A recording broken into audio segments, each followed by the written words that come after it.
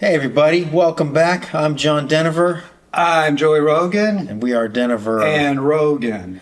And welcome to part 2 of our quest for the greatest American rock band.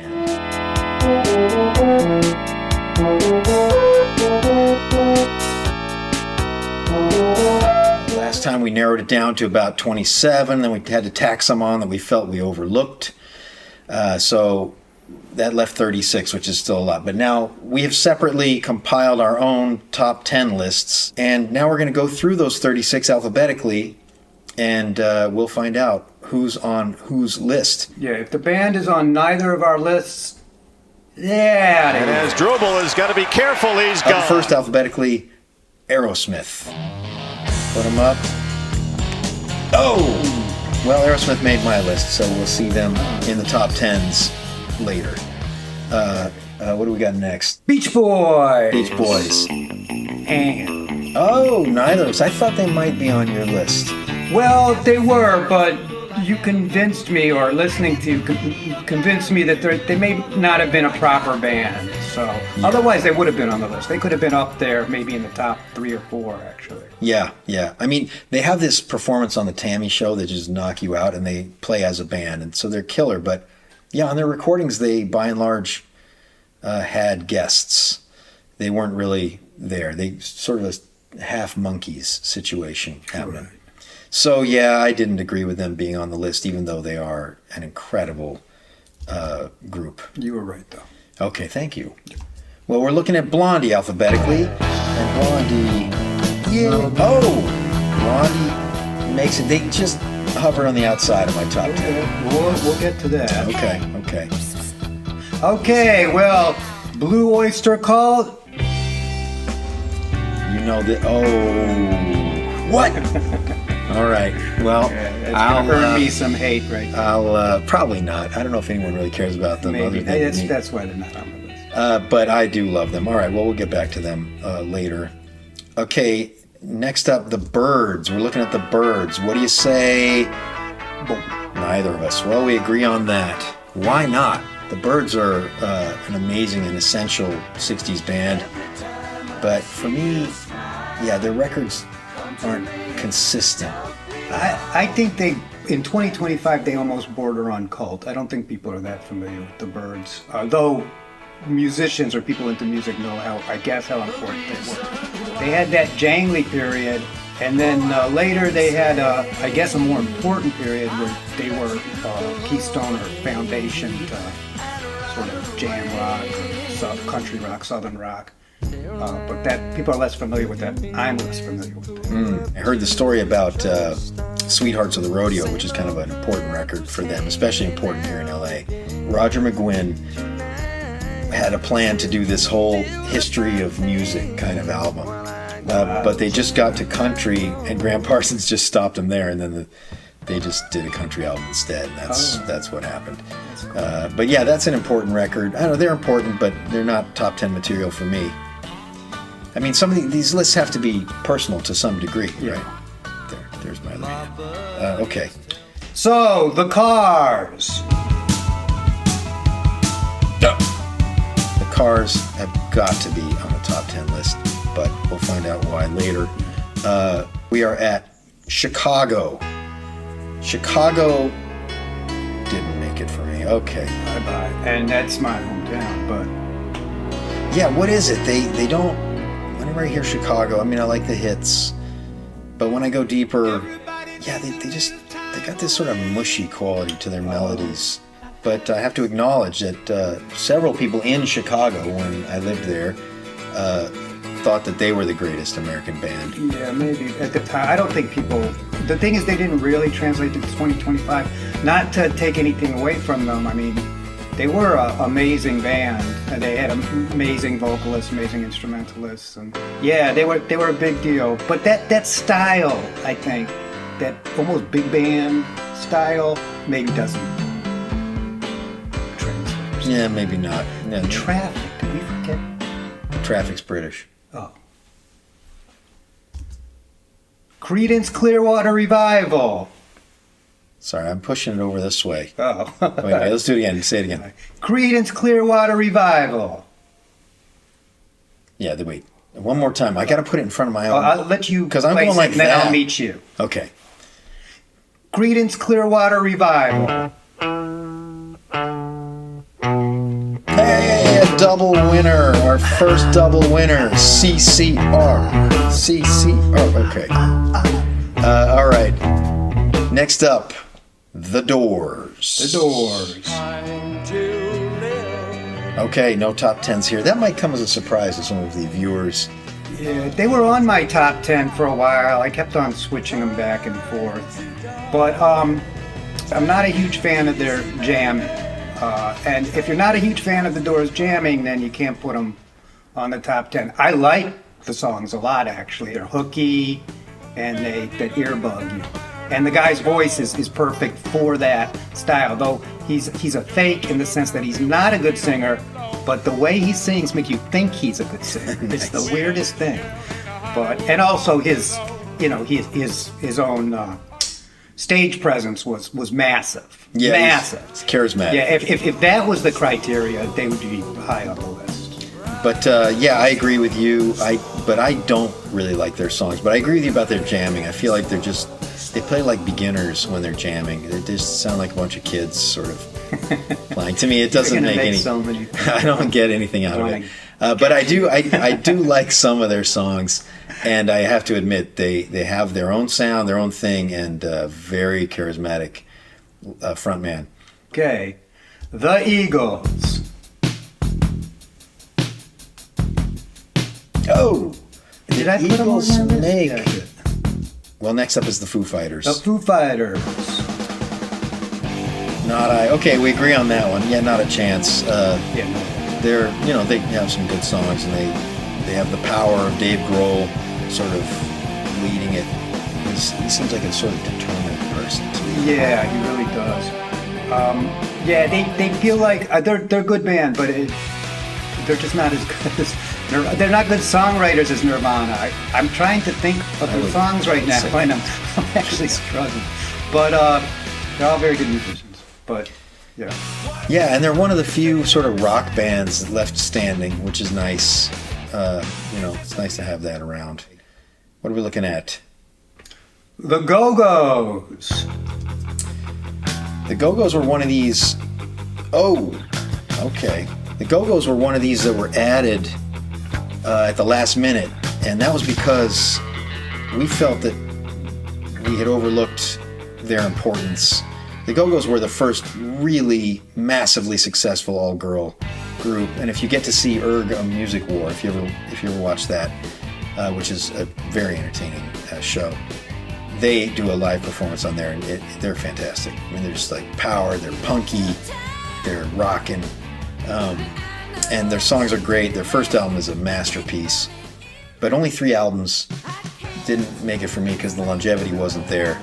And ultimately, I couldn't bounce any of my choices for them, so they remained outside the top 10 for me. They spawned all of those Katrina and the Waves, and the bigger ones, the Bangles, or that English one, Cruel Summer Band. Bananarama. Thank you. What are we looking at?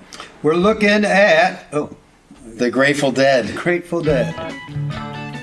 Hey, the Grateful Dead make the top. I knew 10. that would be a surprise. Okay, it is a little bit. Yeah. They didn't make my mind. I like them quite a lot. But they didn't. I'll give my reasons. Okay. Okay, what's next? Guns N' Roses. Oh, yeah. Well, I think we all know how I feel. Oh, you too. Yeah, Okay. well, it's the top 10.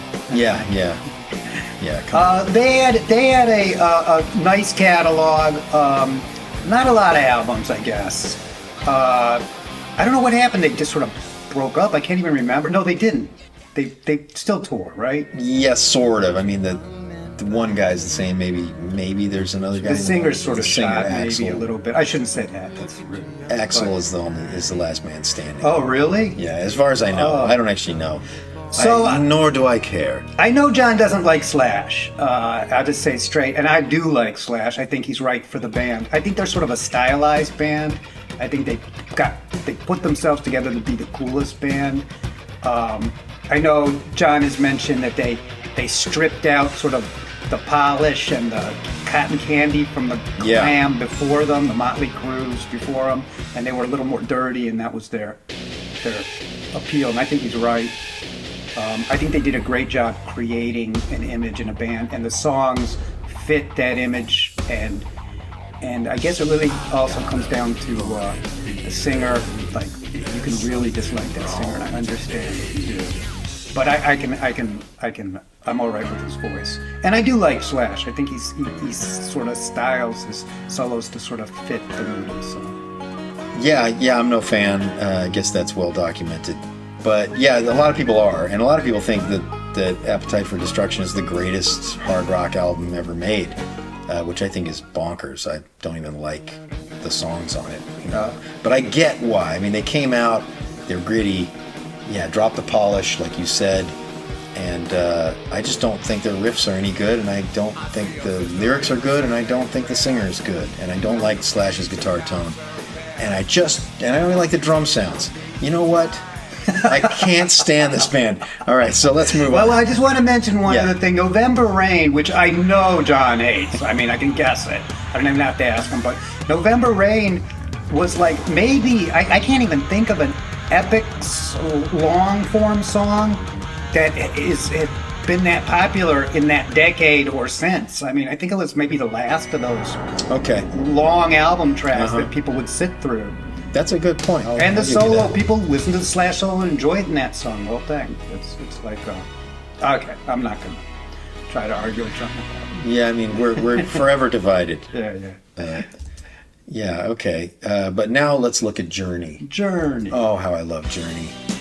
I love them so much. No, they didn't make it. I love them so much. I did it again. I shoved over on your side. I'm sorry. Oh, I didn't match you or something. No, I need to come over here in front of my own face. I guess they just didn't make my top 10 because I picked 10 bands that I like more than them. But I love Journey. Yeah, I'm not as familiar as John is with Journey, but they do have the number one song in terms of Through the Generations and Ear Candy, Ear Hook of all time, which is Don't Stop Believing, which I don't think it hasn't been matched by any other song, Beatles or otherwise, for its universal appeal. Yeah. Maybe Country Roads, John. Your song, Country Roads. Maybe John Denver's Country Roads. Oh yeah. I just saw a bunch of 80s bands at Pershing Square maybe a couple of weeks ago, and that song endures so much that during a little karaoke section between two bands, someone got on stage and karaoke'd that song. Did a pretty good job, because it's not an easy song to sing. Not easy singer. And then Starship was one of the bands playing. They did their set, and they covered that song. Which is insane to me. All in one night. Yeah, it was performed twice on that stage in the same night. And I will say, Mickey Thomas, the singer of Starship, still has it. That dude can sing. Well, we're up to Kansas. This was an add-on. Yeah, Kansas was an add-on. That's right. And over here. And yeah, baby. Oh. Wow. I'm not surprised that you didn't. Whoa! Kansas is a personal favorite, and I have my reasons for having added them to the top 10. I didn't think they'd make it. Okay. Yeah. Next up, The Killers. Any surprise here? Double down on The Killers. I don't think there's a surprise. I brought The Killers through. The members of The Killers can thank me. I got them to this far. But actually, and I got rid of the Strokes. I wanted one band like that to represent that 2000s era. I should have picked the Strokes over the Killers. Yeah, I like the Killers, but I don't even really like the Killers. They have a lot of songs I like, but yeah, they're not really contenders when it comes down to it, are they? And also, they're mainly at this point they're one guy with, I don't even know how he puts the music together, but it's just down to one guy. So that's dumb. Next one's to you. And it's Lynyrd Skynyrd. All right. And hey. All right. Well, we'll hear about it. I guess I sort of knew you were going to. I guess, yeah, I'm not a huge fan, but they're definitely contenders. Let's talk about Metallica. Metallica? No, I did not. I wanted to cut Metallica, I think, last time, and you saved them. And I had someone who watched the video say, "Don't hate on Metallica." Oh, but yeah, to me, I don't know. They're too specific to. They don't have a broad appeal. I mean, they do actually, but outside the one album. Yeah, right. And up to then, they're definitive for their genre, but their genre is very niche. I don't think it's niche. No, I think it's sort of massive. Like I would say, like a punk rock band from that period is niche because people forget them, except for a few people, a few nerds or whatever. But I think there's that Metallica has a new generation of fans as well. There is a trend, generation to generation, of increased heaviness and hardness in music. That's true. Oh, the Cookie Monster voice. Yeah, heavy music gets so heavy that it becomes light again. And it's that like Lars plays the kick drum. It's so heavy that it's just a little click. It's just like that's his kick drum. It's very weird. Guitars get so square wave that they're just like it's all white noise. Yeah. It's not dirty anymore. So it's funny. Yeah. It's almost clean. Yeah. I think Masters of Puppets was pretty brilliant. I can't stand it. I mean, it's brilliant, but I can't stand it. I think it's ridiculous. The way he sings is ridiculous. Oh, it's the singer you got a problem with. Well, yeah, basically. I figured you would have a problem that it was sort of dry and there was not a lot of melody in there. Well, but the interest is in the rhythm, I guess, of it, right? The rhythm and the precision. It's just that's right. Right. That's right. And he's a master. That particular song, you can master of puppets. He's exacting, and actually you're the puppet, I think, right? But yeah, I mean, the top 10 American bands have to have like a lot of songs, and truth is, Metallica has a few songs. And otherwise, they have a big style. All right, yeah. What's next? It's me. It's you. Nirvana. Yeah, all right, Nirvana. Yes. No, they didn't make it for me. No. I'm not surprised that they made it for you. No, it's yeah. I mean, I understand. All right. Well, we'll talk about it. Don't hurt yourself. No Doubt is next. No Doubt. No dice for No Doubt. Yeah, I mean, to me, they did manage to sort of combine, ska and pop punk and the Cars a little bit, and then they have this really compelling lead person who's sort of a goof and is pretty. It's a good mix. It's not surprising that they were successful, and I love that one riff that they do. It's like. Do you know that? Just keep on. Oh yeah. Oh. So yeah. I like that riff a lot. But in a way, they don't represent rock and roll. So they're a little bit of both. Yeah. Whatever. Yeah. So, well, let's talk about Pavement for a moment. All right. Pavement made my list. Yeah, I knew that. Yeah, I mean, that's no surprise. So we'll talk about them. Next up for you.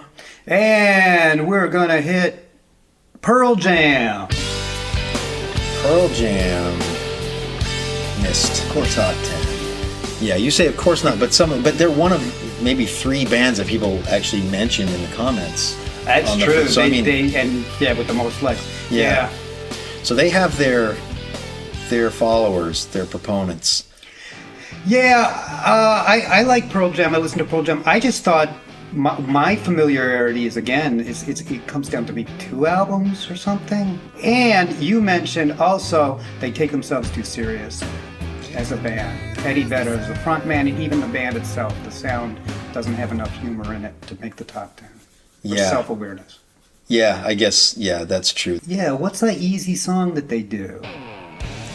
When you say easy, what do you mean? A song you just party with. You don't have to. Yeah. You don't have to be dour about.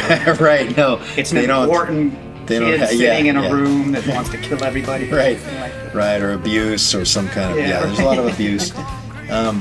Yeah, dang it, I don't know. Yeah, that's why they Maybe. could never make my top 10, actually. Yeah, yeah. Sorry, I'm with that. I'm with that. Let's talk about, oh dear, a band that I think we added after. Yes, we did. The Red Hot Chili Peppers. No. For me, no chance. I just can't stand them. I like them actually more than Guns N' Roses, but I still can't stand them. People karaoke them to this day. We're out here in LA and they're a quintessential LA band, but I guess the singer just rubs me a little wrong. I'm sorry. I don't know why. Yeah, and you know what? I do blame Flea as well for he's an outstanding player, but I blame him for bringing this pop snap bass into more of a mainstream area. For a while there in the 90s, it was just we were flooded with these bass players, and I just wanted to get away from them because I can't. That's a terrible sound. I don't know who invented that. Dang, dang. You're talking about the pop with the thumb and then the slap with the thumb and then the pop with the finger. You pull off the string and it's a certain sound. And you're right, in the 90s it was prolific. I would go to the music store and pick up a bass. I'm not a bass player, just in order to slap pop. To do it. And everybody would. In the 90s, it's like the guitar, they say it's the worst instrument in a music store. And it is. And it was then, to have to hear all these people like do blues scales. But second, it was the slap pop. It's the worst. I was trying to think of when it does sound good. I've heard it sound good. I guess maybe in a band like Chic, or maybe in disco. I bet you it sounds good in disco. What about that? Funkadelic or something? No, Primus. Yeah, that's an interesting case because that dude takes it to a whole different place. So it doesn't even feel like he's doing that. But yeah, let's move on. R.E.M. Love them. No, not in my list. I thought they might make your list, even though you cut them and I saved them. Later when we spoke, Joey was intimating that he had a change of heart on R.E.M. Well, I cut them because I didn't like their popular stuff, their later stuff, but I loved their first 3 or 4 albums, or 5, I don't even know how many it was. I loved their style, and John said something, maybe someone told him this, but John said they're like one of those few bands that created a brand new music, and that's with their early stuff. And their early stuff, Michael Stipe wasn't R.E.M. He was just the frontman singer. The band was a cohesive, and I don't know what happened. He becomes the star of the band, and in my opinion, sort of wrecks what they had before. I was gonna put them on the list just because of how important they were, but I thought about it. I gotta go with my gut, and honestly, I turn the radio or whatever it is I'm listening to if it's a R.E.M. song, new R.E.M. song. Though at Trader Joe's, I heard "Don't Go Back to Rockville." Well, that's early. That was early, and I was like, "Oh my gosh, this is so good! This is like, what a nice song this is." Yeah, dang it, they're so good when they start. And I agree with you, actually, yeah. The band was sort of an envelope around Michael Stipe, and then gradually he emerges and starts to sing clearer, and as he does that, it becomes less appealing for me. It becomes more generic. Yeah. I mean, it's R.E.M. for sure, but yeah. Okay. Too bad, so Poor sad. Yeah. Let's talk about the Ramones. You say, did they make it? Not my list. Okay. The Ramones. Well, yeah, the Ramones didn't make my list because I do feel that while they're essential, they are pretty samey, and it's a wonderful samey. I mean, it's, you know, you could pick a song. I want to hear it, but a full album, I do get the Ramones fatigue. Yeah, they're a little like early bands where every song is very similar. And I agree with everything John said. Okay, Soundgarden. Soundgarden.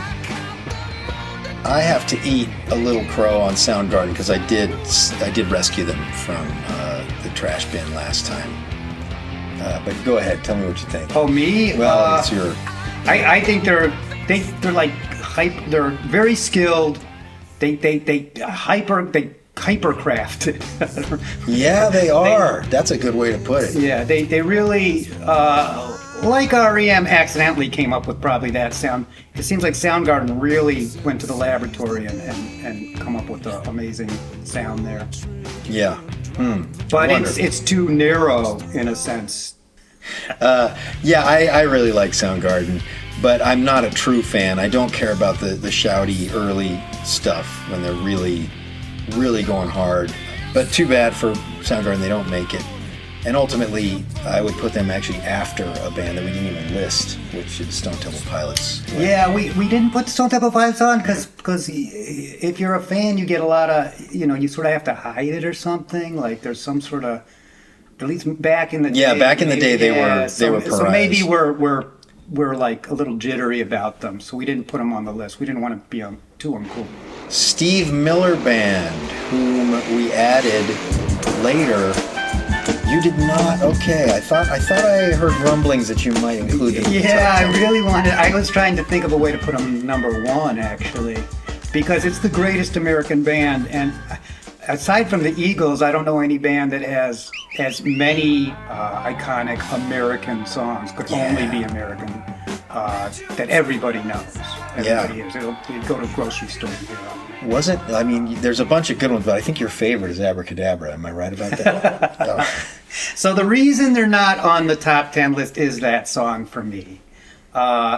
It was the worst song ever written, and you can't put the band that wrote the worst song of all time, the worst rock and roll song of all time. You can't put them in a top 10, and maybe not even the top 50. It's not the worst song. It is. You know what? Bum, bum, bum, bum, bum, bum, bum.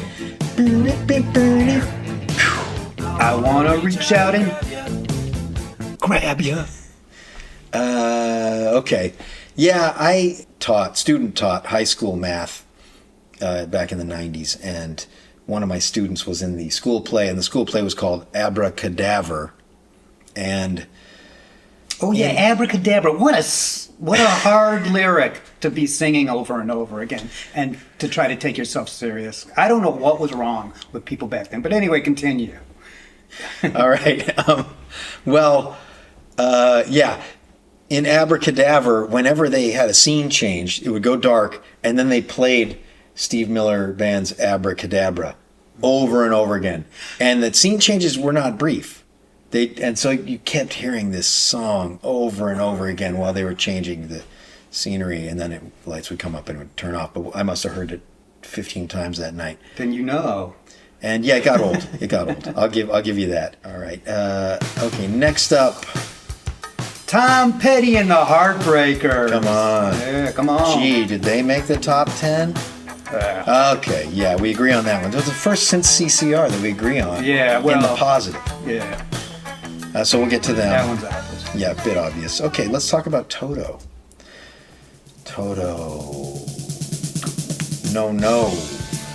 Sorry.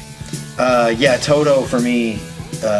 After we did the first round, I rushed back to my LPs and I put on all the first four, which are the ones that I have, and those are the classic lineup Toto albums, and also their most popular are included in there, and they are fantastic. I love them, but they're such a studio production. They're not. I feel like it's all up here with Toto. Yeah, they're a little too soft. They are. I do like them a lot. But like they're a little soft. Like Hold the Line is a funny song because it's sort of a hard song in the sense that hold the line. So you think of all these soldiers. And it goes, love isn't always on time. And you're like, oh. It's a song about love. It's a great song. I will say that in Steve Lukather we have one of the great domestic guitarists, and obviously R.I.P. to Jeff Porcaro, one of the greatest drummers of all time from that band. And also, you mentioned that Don't Stop Believin' is this song that is an evergreen. It keeps coming back. Yeah. And Africa's been a bit like that. It's sort of the second, it's number two. It keeps on, but it's because of that bubbly keyboard sound. It's really good production. What do we have next? we have Van Halen. Did they make? Is there any question? Of course they did. Reluctantly had to. You had to. Why reluctantly? We'll get to that. Let's talk about the Velvet Underground. A surprise entry from me. Not surprising that you had it on yours, but yeah, I decided at the last minute they got to be on there. We'll get to them. Next up, Wilco. We also added them late, and they didn't make my list. They're probably the most deserving of a top 10 position band that didn't make either of our lists, in a way. I mean, they were so important. Here's this guy from Uncle Tupelo who comes out with an album of his own band, and then another guy from Uncle Tupelo comes out with that Trace, the Sunvolt album, Trace. And that one's just really successful, and the Wilco album does okay. So he takes a chance, and he's like, my next album is going to be a double album. This wasn't in the era of CDs, so we're talking about, 2 CDs worth of music. And it's this hit. He pulls it off. I don't know how he did it. And from then on, they are one of the flagship American bands from the 90s and the 2000s. And even people care about when they release albums now. So they're a significant band. They didn't make it because I just don't love them. Ultimately, they didn't make my list because I just don't really love them. The songs feel like, to me, kind of junk heaps that are appealing. Well, I think they're from Chicago, and I think that was sort of like the style at the time was like a little bit, I don't know if you call it sloppy, but just like playing around, trying to figure out stuff. You know what? They're a music nerd band. Music nerds or hipster nerd music people know about them and love them, but they don't translate to sort of the nation in a way. And we're talking about ZZ Top. Oh yeah, good way to end it. Yeah. 2 thumbs up for ZZ Top. All right, well, let's take a moment and load up our top 10s, and we'll go through them, and we'll find out together who comes out on top.